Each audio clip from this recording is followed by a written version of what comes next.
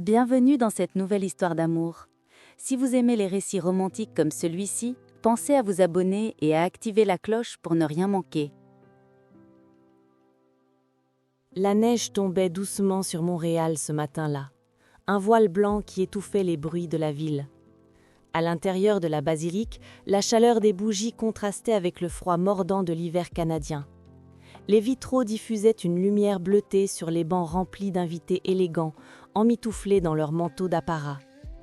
Emily Parker inspira profondément, essayant d'ignorer le battement affolé de son cœur. Sa robe ivoire, aux fines dentelles, semblait trop serrée. Elle avait rêvé de ce jour depuis des années, la musique, les sourires, l'entrée triomphale au bras de son père. Tout était parfait, en apparence. Le murmure d'attente se fit plus pressant. Le cortège était déjà en place, mais le marié n'arrivait pas. « Ne t'inquiète pas, chérie », murmura sa demoiselle d'honneur, posant une main rassurante sur son bras. « Peut-être un problème de circulation. » Émilie acquiesça faiblement, mais à l'intérieur, une angoisse glaciale s'installait. Son fiancé, Adrian, n'était jamais en retard, jamais. Les minutes s'étiraient. Les invités commençaient à échanger des regards perplexes. Un enfant éternua, brisant le silence pesant. Le prêtre jeta un coup d'œil discret à sa montre. Puis la porte du fond s'ouvrit brusquement.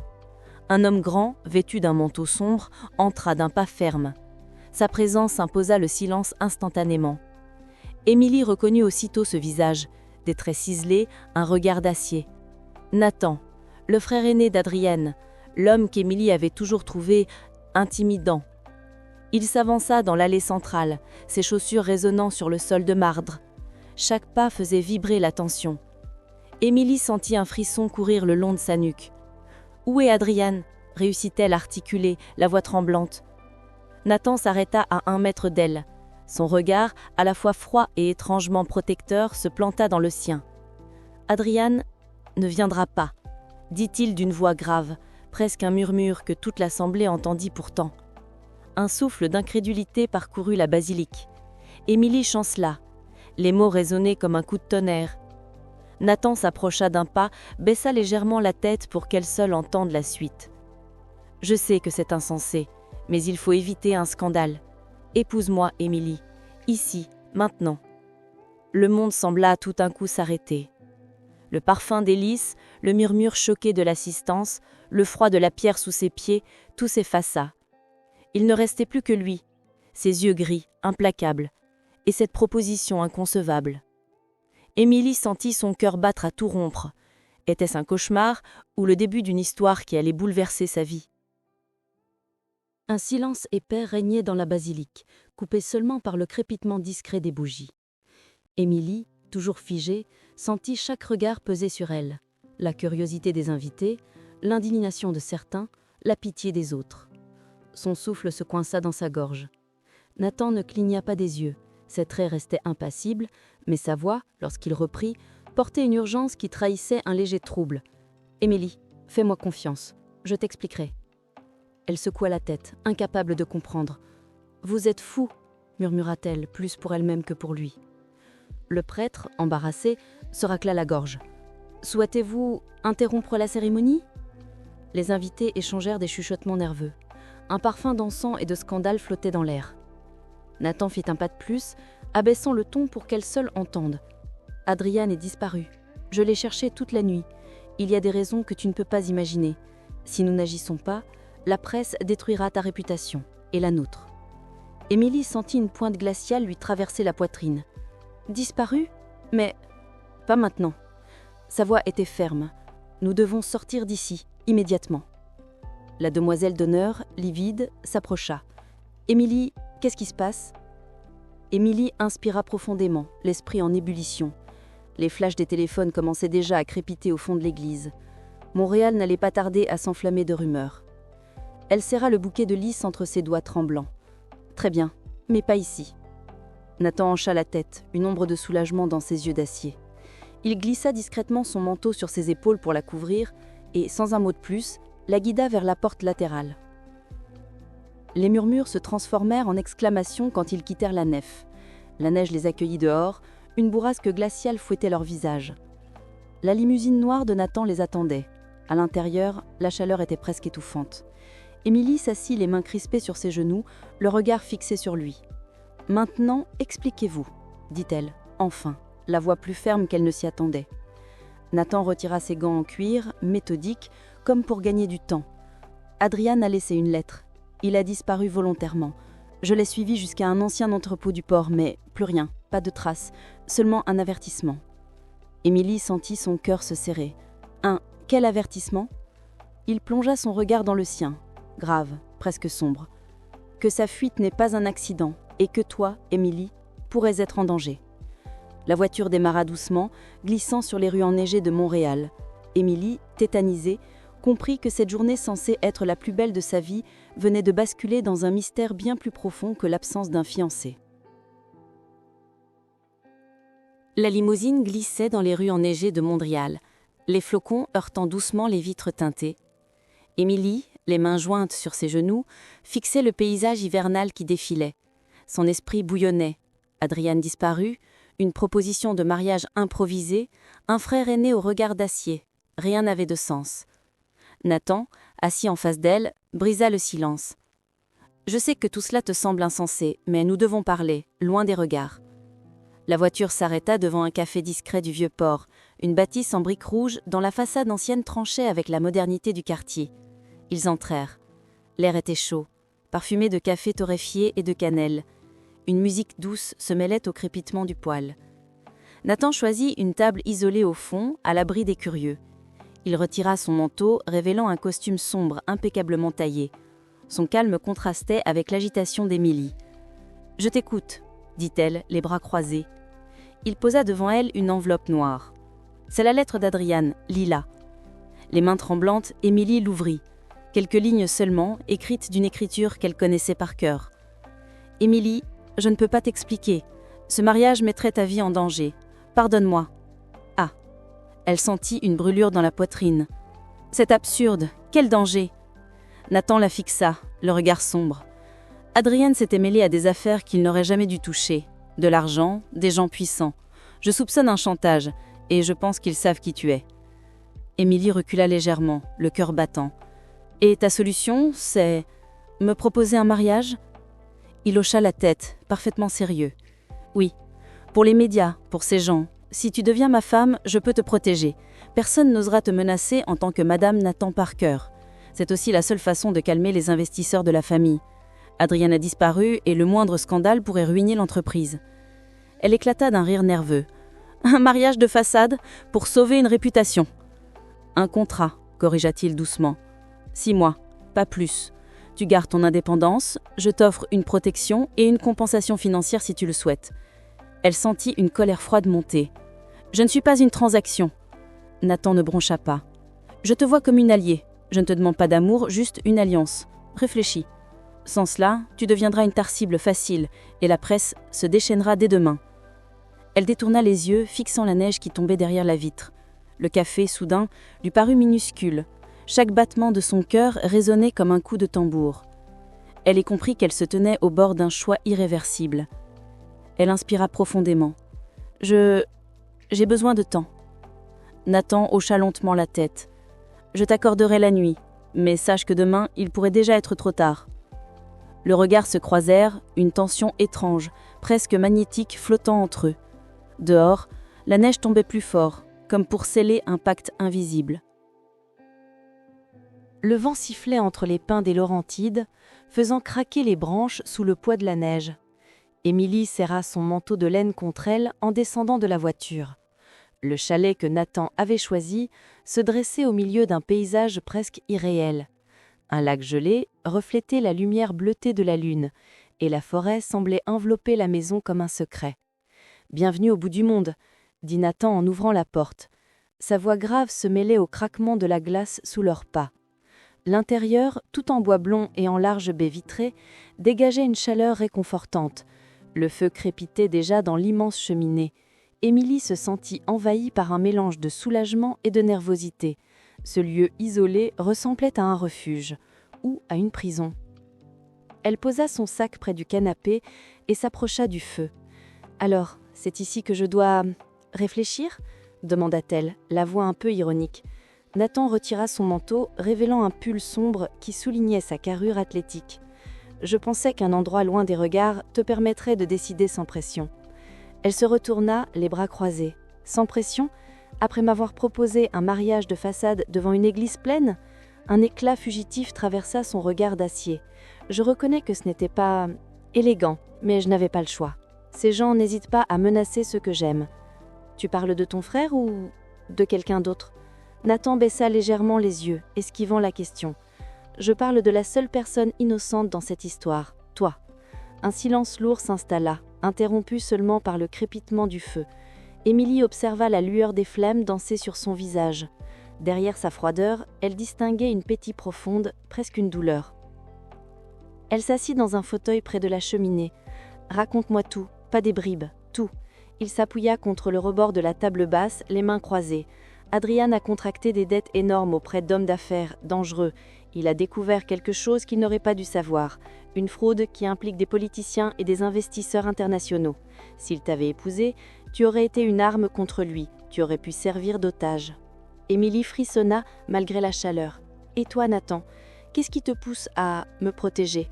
Son regard se fit plus doux pour la première fois. « Parce que tu ne mérites pas de payer pour nos fautes. Parce que… » Il s'interrompit, serrant les mâchoires. « Parce que je refuse de perdre une autre personne. » Émilie sentit un nœud se former dans la gorge. Une question s'imposa, brûlante. Que cachait ce milliardaire derrière sa carapace ? Elle se leva, s'approcha de la fenêtre. La lune éclairait le lac d'une clarté presque surnaturelle. Son reflet pâle se confondait avec la glace. « Si j'accepte, murmura-t-elle, que se passera-t-il ensuite ?» Nathan la rejoignit, s'arrêtant à quelques centimètres d'elle. Elle sentit la chaleur de son corps malgré la distance. « Nous signons un contrat, 6 mois, je t'offre ma protection. Nous paraissons un couple, rien de plus, du moins officiellement. » Son souffle effleura sa nuque, provoquant un frisson qu'elle tenta d'ignorer. « Et si je refuse ? Alors tu repars seule, mais tu devras regarder derrière toi à chaque pas. Et moi, je continuerai à te protéger de loin, mais je ne pourrai pas garantir ta sécurité. » Émilie ferma les yeux un instant. Le silence de la forêt s'infiltra dans la pièce, profond, presque sacré. Tout en elle criait prudence, mais une autre voix, plus intime, murmurait que ce lien dangereux la fascinait déjà. La lune, haute et froide, éclairait le reflet dans la vitre, 2 silhouettes rapprochées, prisonnières d'un même mystère. L'aube s'étira lentement sur Montréal, diffusant une lueur gris-rose au-delà des sapins qui entouraient le chalet. Émilie n'avait presque pas dormi. Elle s'était retournée toute la nuit sur le grand lit de bois blond, les pensées enchevêtrées, le cœur battant trop vite. Les paroles de Nathan, « Je refuse de perdre une autre personne », résonnaient encore, aussi nettes que la veille. Quand elle descendit au salon, le feu de cheminée s'était éteint, mais une odeur de café chaud emplissait la pièce.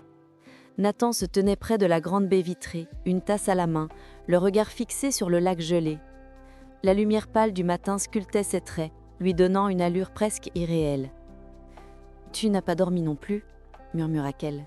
« Pas vraiment. » Sa voix, plus douce que la veille, trahissait une fatigue qu'il ne cherchait plus à masquer. Il lui tendit une tasse fumante. Elle la saisit, le remercia d'un signe de tête, puis s'installa sur le canapé. Pendant un long moment, ils restèrent silencieux, comme si la forêt autour d'eux imposait son calme. Émilie finit par rompre le silence. « Tu crois qu'Adrian est encore au Canada ? » « Je l'ignore, mais certaines de mes sources pensent qu'il a pris contact avec un ancien partenaire d'affaires à Toronto. Je tente de vérifier. » Il s'assit face à elle, posant son téléphone sur la table basse. L'écran vibra aussitôt. Nathan jeta un coup d'œil, ses yeux se plissant légèrement. « Voilà ce que je craignais. » Il lui tendit l'appareil. Sur l'écran, un article du Montréal Tribune s'affichait. « Marié abandonné. La disparition du jeune héritier Adrian Parker choque la haute société. » Plus bas, une photo d'elle, le visage bouleversé, prise au moment où Nathan l'avait couverte de son manteau. Émilie sentit le sang quitter son visage. « Ils savent déjà ? » « Et ce n'est qu'un début, » ajouta Nathan. « Les médias vont flairer le scandale, inventer des histoires, fouiller dans ta vie privée.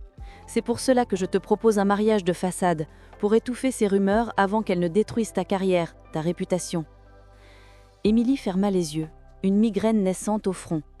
Architecte indépendante, elle venait à peine d'ouvrir son propre cabinet. La moindre polémique pourrait lui coûter ses premiers clients. Nathan reprit d'un ton mesuré. Je connais un avocat de confiance. Nous pouvons signer un contrat clair. Tu garderas ton indépendance. Pas d'obligation, autre que l'apparence. Elle releva les yeux vers lui.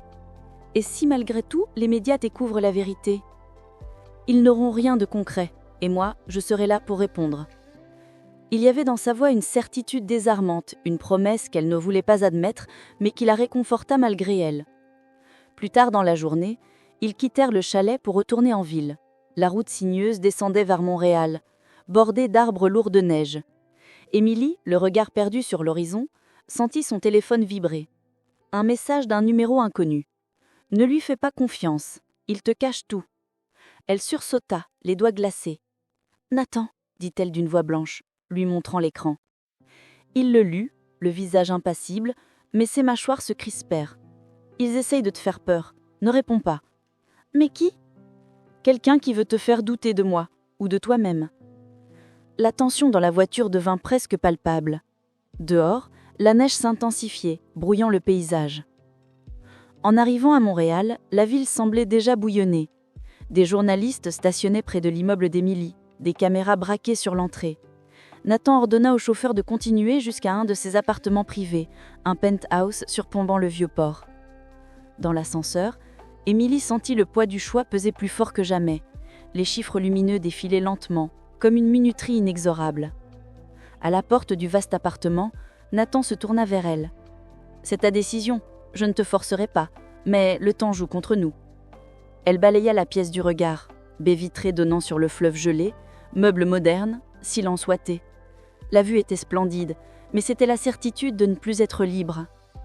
Émilie inspira profondément, la gorge serrée. « D'accord, écris ce contrat. Je le signerai, mais à mes conditions. » Une étincelle fugace traversa le regard de Nathan.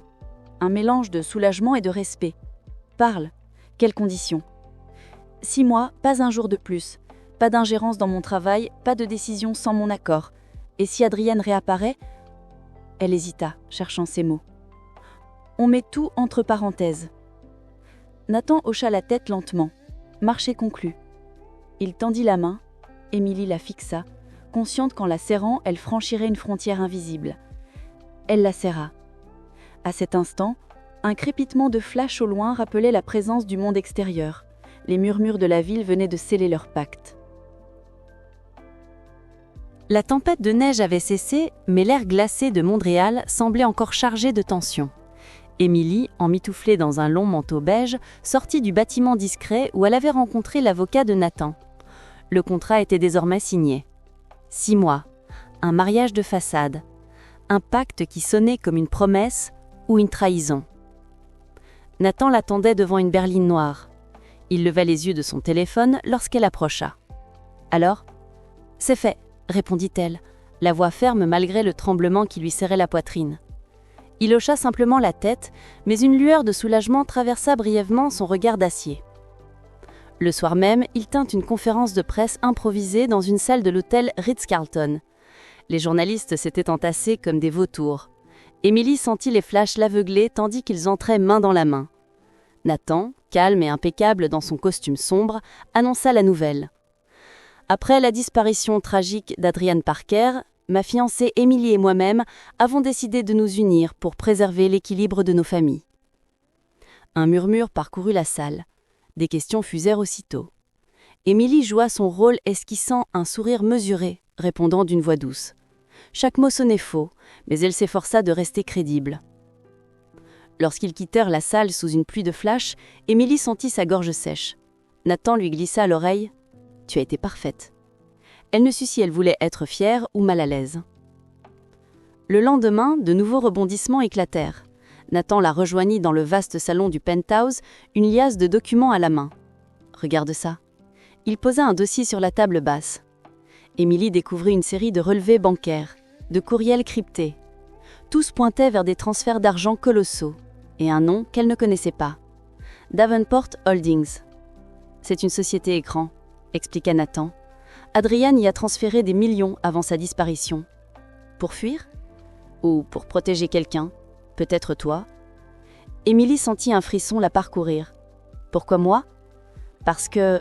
Nathan hésita. Parce qu'il t'aimait vraiment, plus que tout.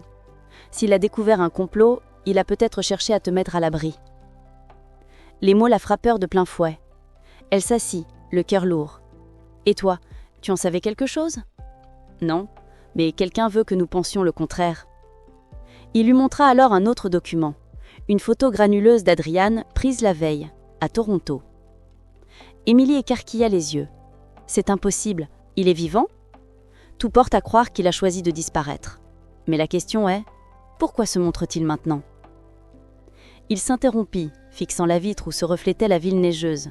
« Je crains qu'il ne soit pas seul. » Plus tard, Émilie se rendit dans son bureau d'architecture, espérant retrouver un semblant de normalité. Mais sur son bureau, l'attendait une enveloppe sans adresse. Elle l'ouvrit avec précaution. À l'intérieur, une simple carte postale représentant la tour CN de Toronto. Et au verso, une phrase écrite d'une main qu'elle connaissait. « Ne crois pas tout ce qu'il te dit. » Elle resta pétrifiée. Il ? Adrian parlait-il de Nathan ? Ce soir-là, Émilie retrouva Nathan dans le salon du penthouse.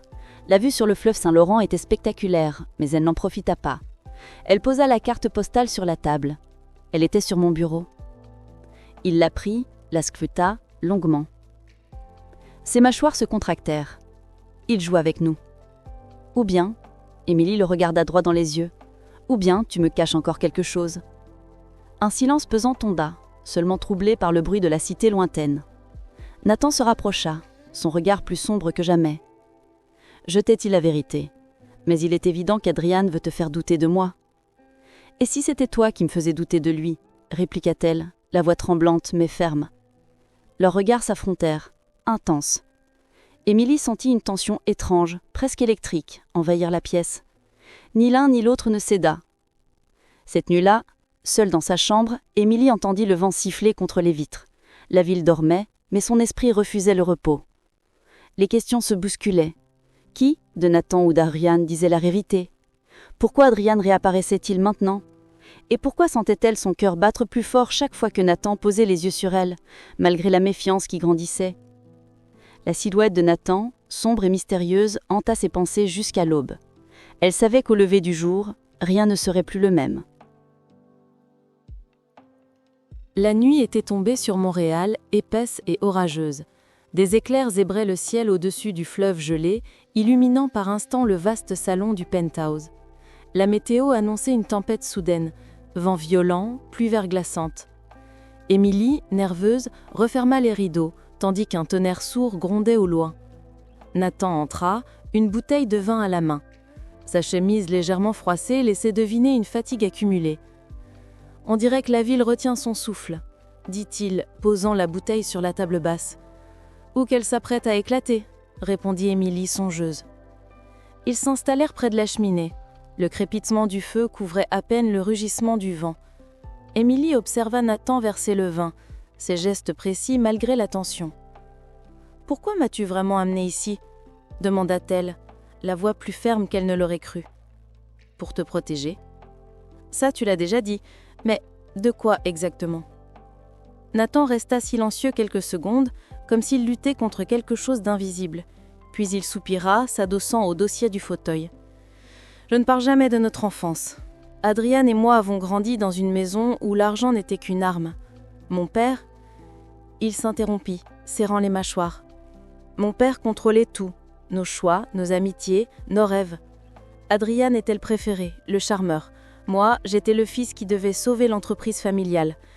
Il m'a façonné pour être impitoyable. » Émilie sentit une pointe de compassion traverser sa méfiance.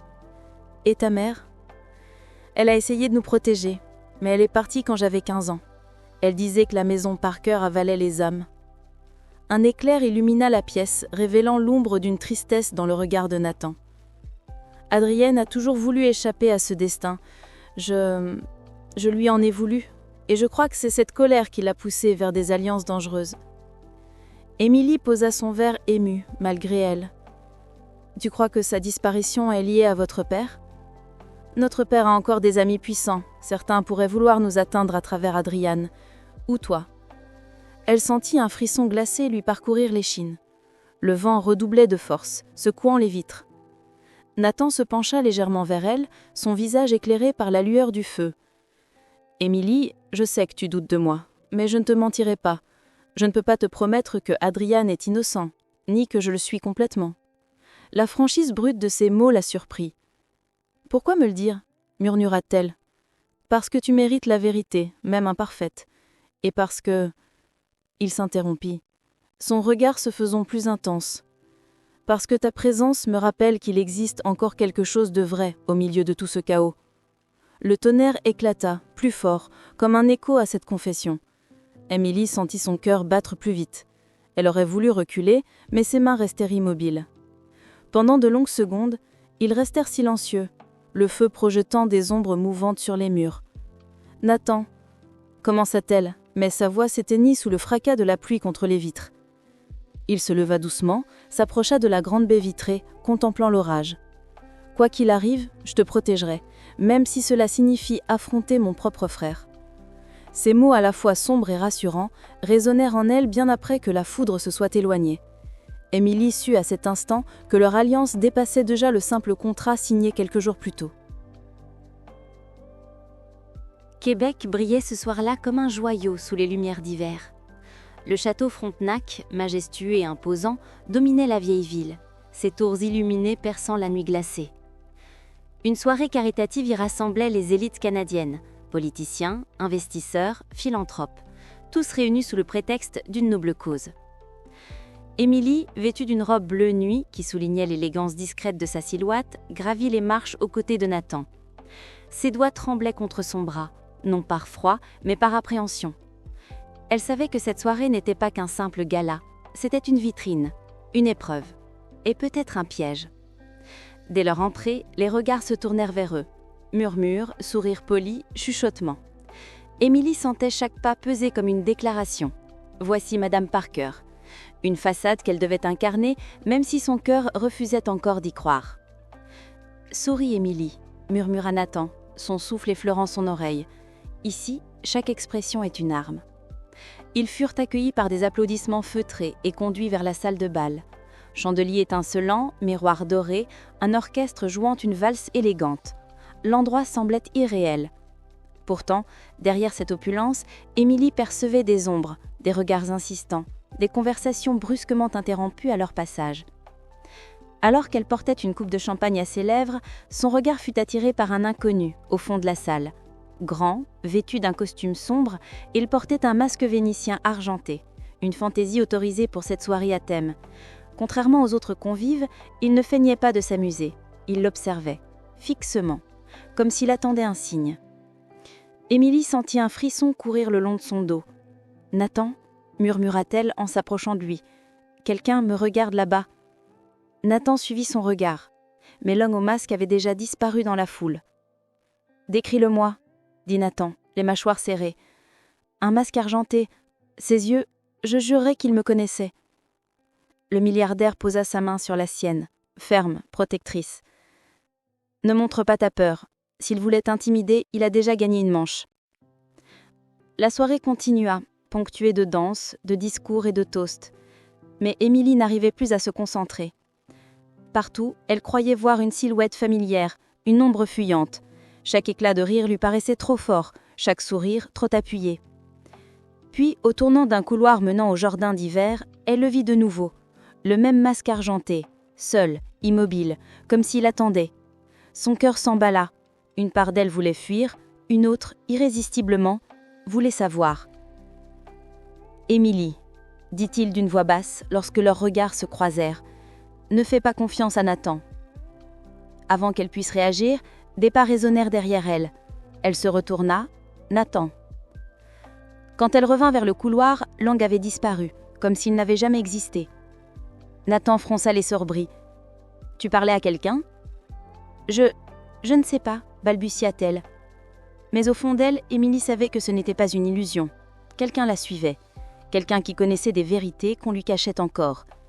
Et pour la première fois, l'idée que Nathan lui-même ne disait pas tout s'imposa dans son esprit comme une certitude troublante. La tempête de neige avait cessé, mais l'air glacé de Montréal semblait encore chargé de tension. Émilie, emmitouflée dans un long manteau beige, sortit du bâtiment discret où elle avait rencontré l'avocat de Nathan. Le contrat était désormais signé. 6 mois. Un mariage de façade, un pacte qui sonnait comme une promesse, ou une trahison. Nathan l'attendait devant une berline noire. Il leva les yeux de son téléphone lorsqu'elle approcha.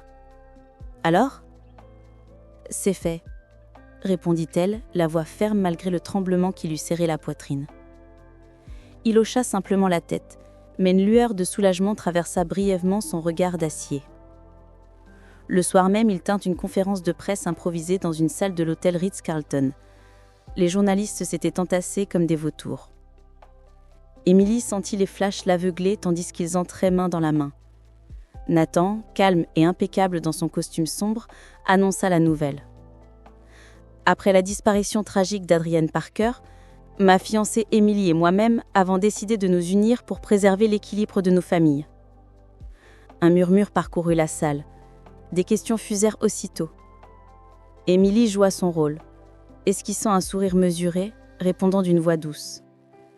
Chaque mot sonnait faux, mais elle s'efforça de rester crédible.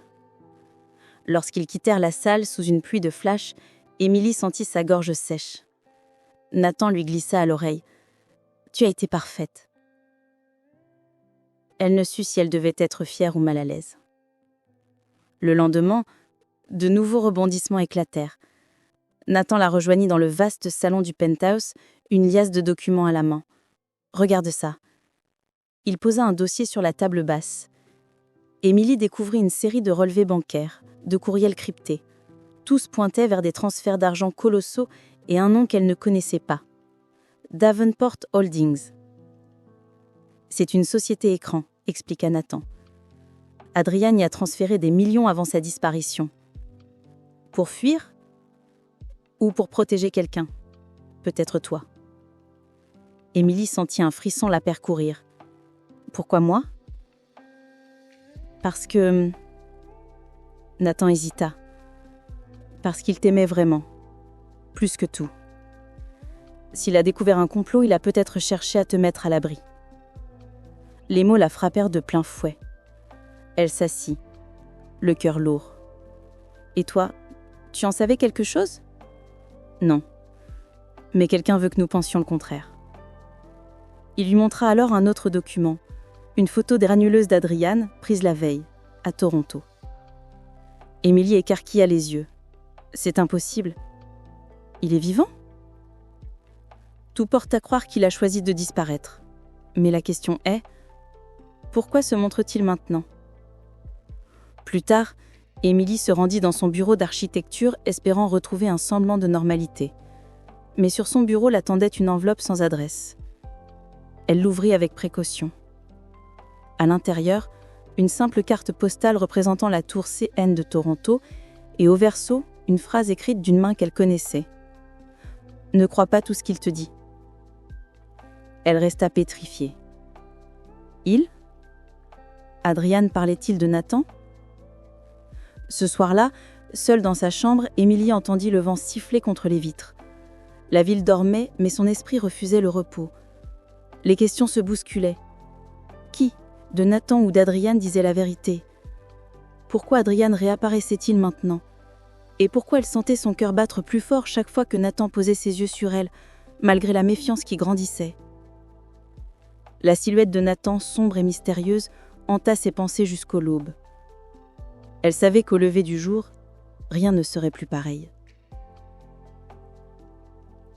Émilie passa la matinée à relire les documents qu'elle avait récupérés, chaque ligne renforçant ses soupçons et sa détermination. Adrienne avait laissé des indices, mais personne ne savait réellement où il se cachait. Elle savait aussi qu'elle ne pouvait plus attendre passivement. Il fallait agir. Elle retrouva Nathan au penthouse, son café à la main, le regard fixé sur les journaux en ligne. « Je pars le chercher », annonça-t-elle sans lever les yeux. Nathan la fixa, surpris, mais ne répondit pas immédiatement. « Tu sais ce que ça implique, n'est-ce pas ? Ces gens, ils sont dangereux. »« Je le sais. » Il soupira, mais une étincelle de respect traversa son regard. « Très bien, nous le faisons ensemble. Mais tu restes à mes côtés. Une erreur et... » Il la laissa finir sa pensée. La conséquence pourrait être mortelle. Ils partirent donc en fin d'après-midi, direction Toronto. La route était longue, la nuit tombait rapidement et la neige qui recouvrait les routes rendait chaque virage périlleux. Émilie, malgré le froid, sentait son cœur battre plus vite à l'idée de retrouver Adrian et de découvrir enfin la vérité. Arrivés dans la ville, ils se dirigèrent vers l'entrepôt où les derniers mouvements d'Adrian avaient été signalés. La zone était déserte, le silence pesant, seulement troublé par le grincement du vent contre les vieilles tôles. « Nous devons être prudents », murmura Nathan, son arme dissimulée sous sa veste. Émilie hocha la tête, serrant les poings. À l'intérieur, une lumière tremblotante révélait des piles de cartons et d'ordinateurs abandonnés.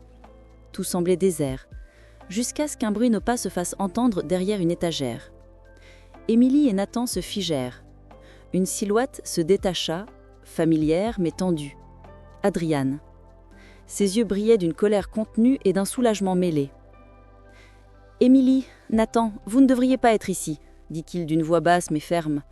« Adrian, commença Émilie, il faut parler. Tout ce que tu caches… » « Je le sais, l'interrompit-il. Mais ce que vous ne comprenez pas, c'est que si quelqu'un nous surprend ici, tout est fini. Nathan s'avança, la tension palpable. Alors, explique, maintenant.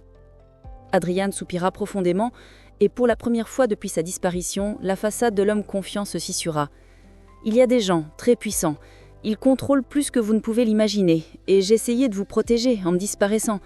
Mais ils savent que je suis en ville. Émilie sentit une peur glaciale la traverser. Elle échangea un regard avec Nathan. Cette mission venait de devenir plus dangereuse qu'il ne l'avait imaginé. « Nous devons sortir d'ici, ensemble, » dit Nathan, déterminé. « Mais d'abord, » ajouta Adrian, « il faut que vous sachiez qui nous traque et pourquoi. » Dans le silence de l'entrepôt, les trois silhouettes comprirent que la chasse venait à peine de commencer et que la vérité serait plus douloureuse que tout ce qu'ils avaient imaginé.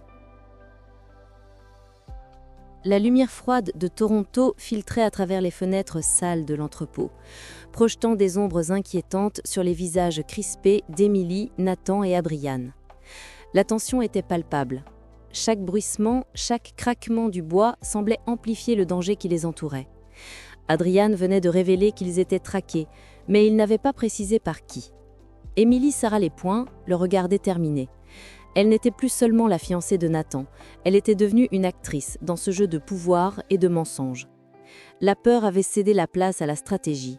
« Nathan, il faut qu'on sache qui nous suit », dit-elle, la voix ferme. « Je sais », répondit-il, mais son ton ne la rassura pas totalement. « Mais ce n'est pas simple, les alliés ne sont pas toujours ceux que l'on croit. » Adrian s'avança, l'air sombre. « C'est exact, l'un de nos contacts les plus proches, quelqu'un en qui nous avons confiance, m'a trahi. » Émilie sentit un frisson la parcourir. La trahison dans un monde déjà si fragile pouvait tout faire basculer. « Qui ?» demanda-t-elle, les dents serrées. Adrian hésita.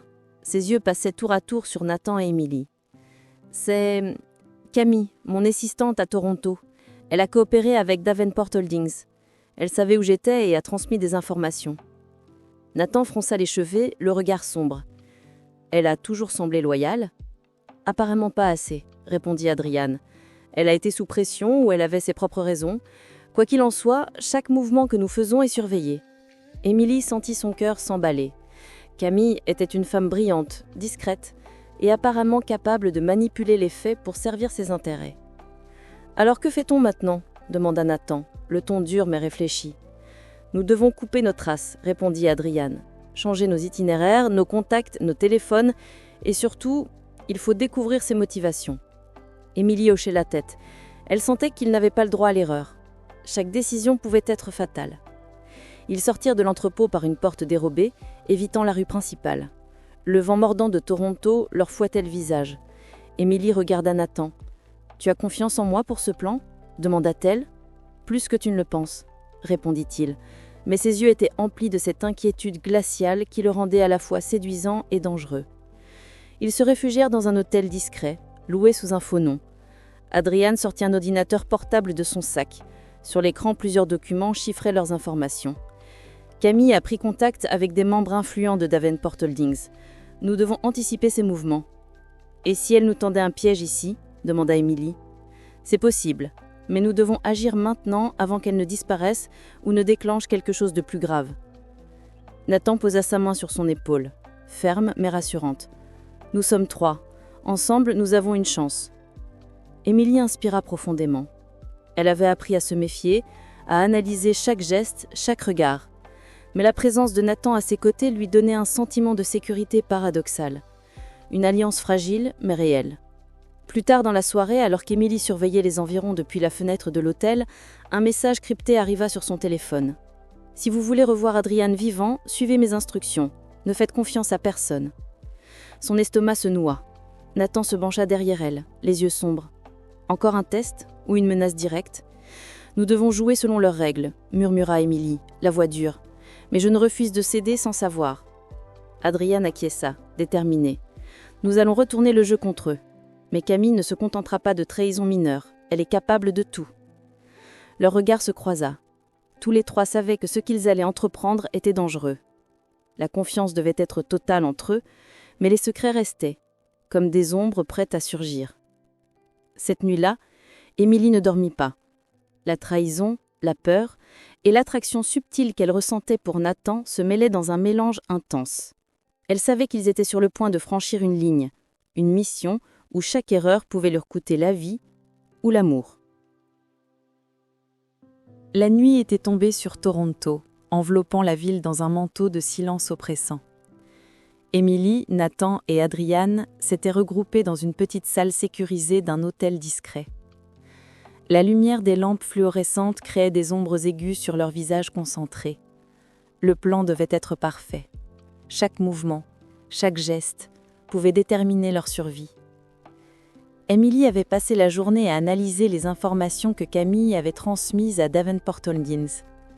Des transferts financiers, des communications cryptées, des rencontres secrètes. Tout indiquait que Camille suivait un schéma précis. Mais ce qui la terrifiait le plus, c'était l'impression que cette femme savait anticiper chacun de leurs mouvements, comme si elle lisait leurs pensées.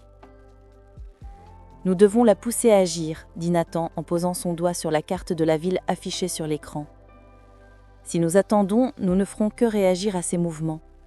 Et elle est beaucoup plus rapide que nous. » Émilie hocha la tête. Sa main tremblait légèrement alors qu'elle tapotait sur le clavier, préparant un faux itinéraire pour Adrian et un leurre pour Nathan. Chaque détail comptait. Caméra, voiture de surveillance, témoins possibles. Ils avaient moins de 24 heures pour agir avant que Davenport Holdings ne découvre qu'ils soupçonnaient Camille.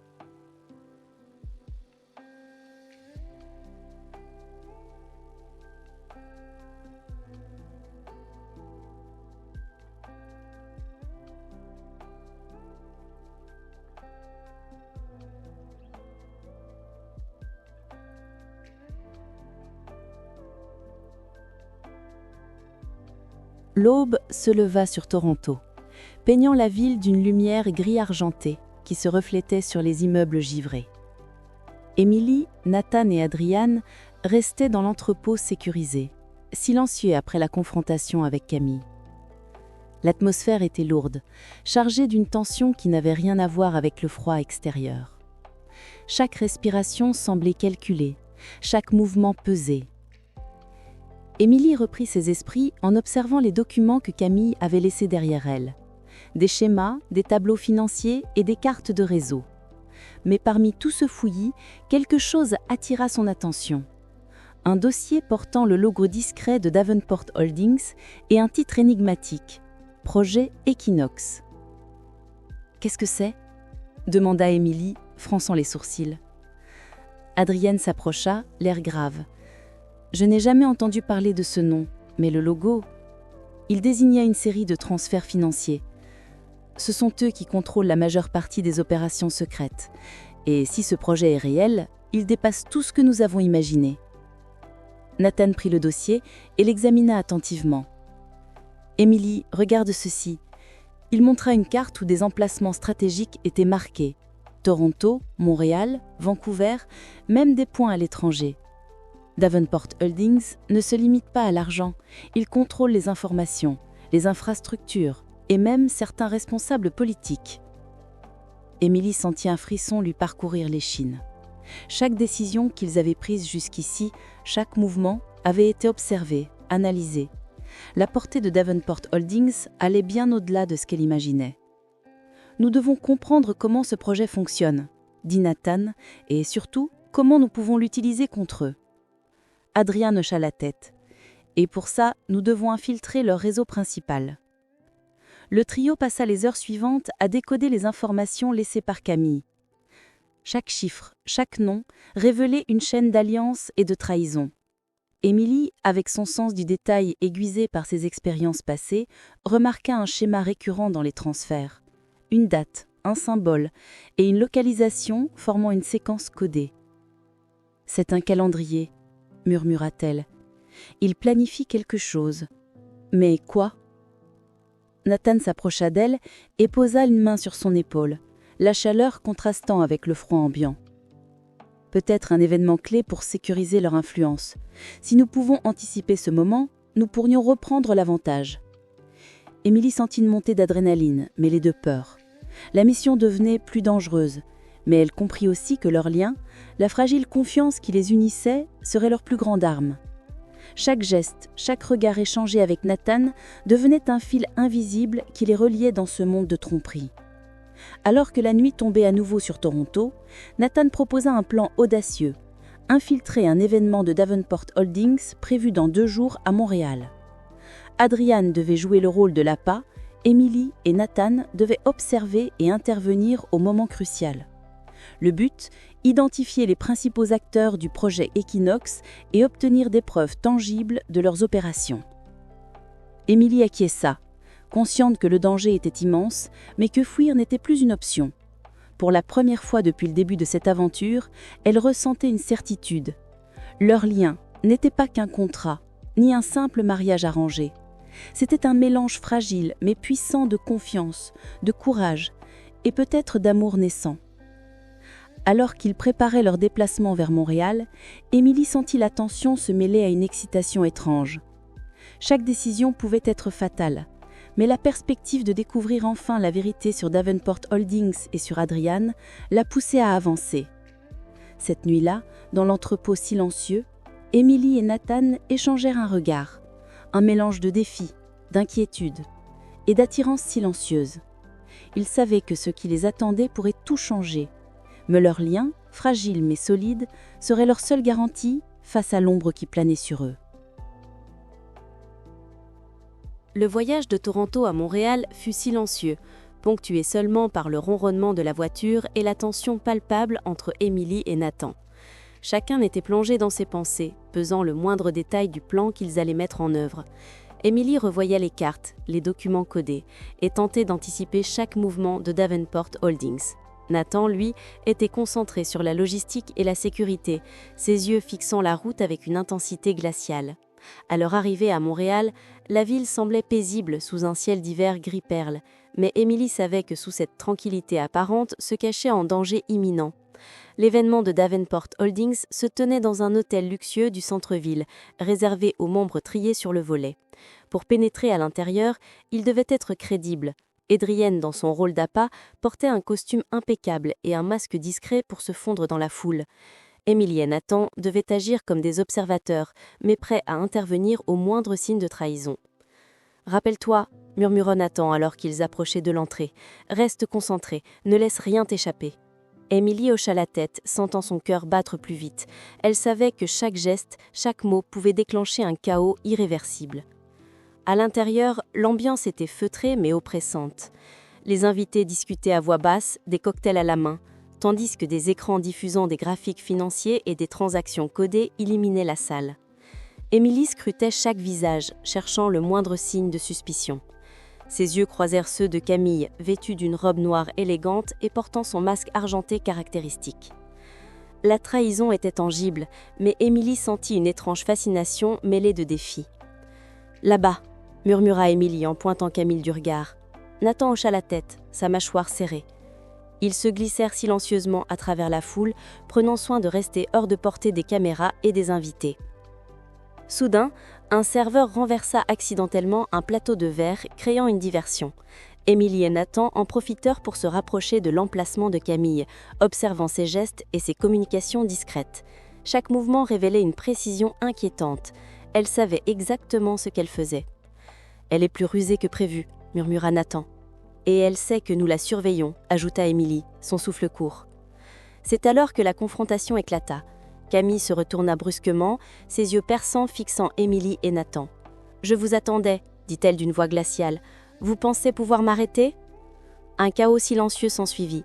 Les invités semblaient inconscients de la tension, mais Émilie et Nathan comprirent que chaque mouvement devait être précis.